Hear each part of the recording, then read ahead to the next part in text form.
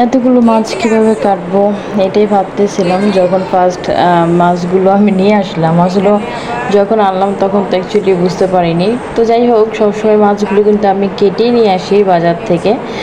আর এই পোয়া মাছগুলো কিন্তু আমার অনেক পছন্দের ছিল যখন আমি প্রেগনেন্ট ছিলাম, মানে আমার বাচ্চা যখন আমার ছেলে যখন ছিল পেটে। তো তো আমি পোয়া মাছগুলো কী করবো, এখন যেহেতু নিয়ে আসছি কাটতেই হবে। আর যদি এভাবে এখন বেশিক্ষণ রেখে দেই, মানে বাসায় খালার আসায়, তো উনি আস্তে আস্তে দেরি হয়ে যাবে আর আমার মাছগুলো নষ্ট হয়ে যাবে।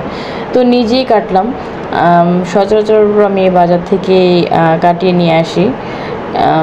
তো এই তো এরকম করতে আমার পোয়া মাছগুলো প্রায় কাটা শেষ হয়ে গেছে। সাথে কিন্তু আরেকটা মাছ ছিল, ইলিশ মাছ।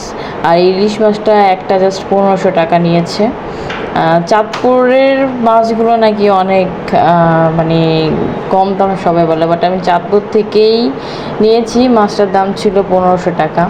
তো ইলিশ মাছটা কাটতে অনেক ভালো লাগে। অন্য সব মাছ কাটা থেকে ইলিশ মাছটা আমার কাছে মনে হয় একটু সহজ।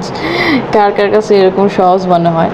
তো এই যে ইলিশ মাছটা আমার প্রায় কাটা শেষ। এটা আমি ভালো করে ধুয়ে, আর একটা কথা বলে রাখি, আমার হাজব্যান্ড তেমন একটা কোনো মাছই খেতে চায় না, ওর কাছে নাকি গন্ধ লাগে। বাট ওকে যদি ইলিশ মাছটা একটু কড়া করে মানে ভেজে দেওয়া হয় ও খায়। তো ওদিন ওকে মানে 2 পিস ভেজে দিয়েছিলাম, ও খেয়েছিল। আর আমি সবজি দিয়ে রান্না করার তো মজাই আলাদা। ইলিশ মাছ টাটকা একটা পটল এবং আলু দিয়ে আমি একটা ঝোল করেছিলাম।